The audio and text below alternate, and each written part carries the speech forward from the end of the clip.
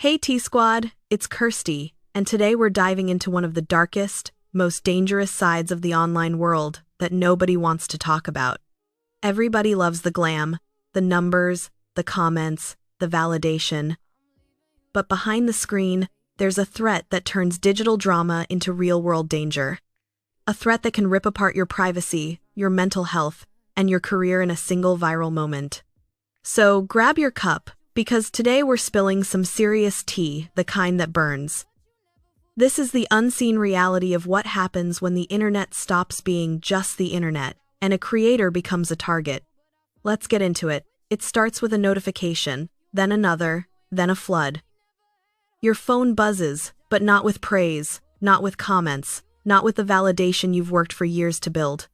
It buzzes with pictures of your own front door, with your private phone number shared in a server of 1,000 strangers, with threats directed not just at you, but at the people you love. This is the moment online harassment stops being virtual. This is the moment a screen is no longer a shield. This is what it feels like when the abstract danger of the internet follows you home. For a content creator, this is the beginning of a nightmare from which it feels impossible to wake up. It's a violation that doesn't just threaten your safety, it seeks to dismantle your career, your peace of mind, and your very identity, piece by digital piece. This isn't just online drama. This is a weaponized form of psychological warfare, and it's called doxing. Doxing is the act of publishing someone's private, personally identifiable information online without their permission.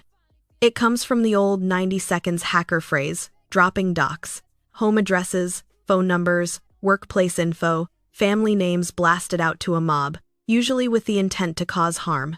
The goal isn't to share information, it's to strip away anonymity and expose the victim to harassment, stalking, and real-world danger. This isn't a fringe issue. It happens in the mainstream even to the biggest creators. One of the most widely discussed cases was SSS Sniperwolf posting footage of Jacksfilm's house during their feud in 2023. The conflict went from online arguments to a terrifying real-world escalation. Jacksfilms and his wife described feeling violated and unsafe in their own home. YouTube temporarily demonetized SSS Sniperwolf, a punishment many called weak compared to the severity of what happened. This incident matters because it shows how massive creators hold immense power. When you have millions of followers, pointing their attention at someone's private life is like pointing a loaded weapon. And while this one made headlines, it's far from the only case. Doxing is a silent epidemic in creator culture, a constant threat with devastating consequences. The first thing doxing steals is data. The long-lasting damage is internal. Victims experience crippling anxiety, paranoia, depression, and PTSD-like symptoms. Studies show doxing victims suffer from hypervigilance, a constant state of being on alert, scanning for danger. Your home stops feeling like a safe place. Every car that slows down, every knock, every unknown number becomes a threat. And for creators, the trauma is amplified because their job requires them to keep showing up online. The internet becomes a minefield, but they have no choice but to walk through it. Creators withdraw, they post less, they censor themselves, they stop sharing for fear of giving away clues. Some never return at all. The indie group Droppingthetea disbanded entirely after being doxed, saying it destroyed their mental and physical health. Doxing doesn't just hurt creators, it hurts their families too. Partners, parents, and siblings often have their information leaked. The guilt and fear become unbearable. Unlike schoolyard rumors, online information lasts forever. Screenshots, archives, reposts, even years later, a victim can be re-traumatized by a simple Google search. Doxing collapses the barrier between the online world and the physical one. And the most extreme, dangerous consequence is swatting fake emergency calls leading police or SWAT teams to a victim's home. It has resulted in serious injuries and even deaths. Imagine sitting at home, minding your business, when heavily armed officers surround your building because someone online thought it'd be funny. It's terrorism, plain and simple. Even without swatting, victims experience constant harassment, endless calls, food deliveries, strangers appearing at their door, cars slowing outside. Some creators are forced to move, install expensive security systems, or file restraining orders.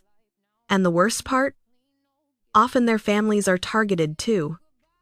Doxing isn't just harassment, it's psychological and physical warfare rooted in intimidation. Navigating the online world is getting more complicated, especially when the stakes are this high. If conversations like this matter to you, like and subscribe and hit the notification bell so you don't miss what's next. Now, let's keep going. Doxing doesn't just hurt creators emotionally, it can destroy their entire career. Sponsors bail at the first sign of controversy, even if the creator is the victim. Opportunities disappear, income vanishes. Creators often can't make content during or after an attack. The fear, the trauma, the chaos, it kills creativity. Silence becomes a survival strategy. Doxing is often paired with smear campaigns. Attackers twist narratives, spread lies, repost old content out of context, and create fake stories that spread like wildfire. And once it's online, it never really disappears. This creates a chilling effect. Creators become afraid to speak, afraid to have opinions, afraid to exist publicly. Doxing isn't just personal, it's an attempt to silence. People dox for revenge, for justice, for entertainment, or because of parasocial delusions. Stan culture, rival fan bases, hurt followers, it all contributes. And the methods? They're rarely advanced hacking. Most of it comes from breadcrumbs people accidentally leave behind, usernames reused across platforms, old photos, geotags, reflections in windows, public records, domain registrations, data brokers. It's less cyber genius and more obsessive puzzle solving. And because it's a process, creators can interrupt it with the right precautions. Creators can protect themselves by separating personal and public identities, auditing old posts, removing EXIF data from photos, using strong passwords and 2FA, using a PO box, opting out of data broker sites, securing domain privacy. If doxed, don't engage. Document everything. Report it everywhere. Lock down accounts. Tell family and friends. Contact law enforcement. Seek mental health support. Having a response plan doesn't stop the attack, but it gives you back control. Doxing is more than leaked information. It's a direct attack on a creator's safety, identity, and humanity. It breaks the boundary between public and private life and leaves scars that last years. The platforms must do better.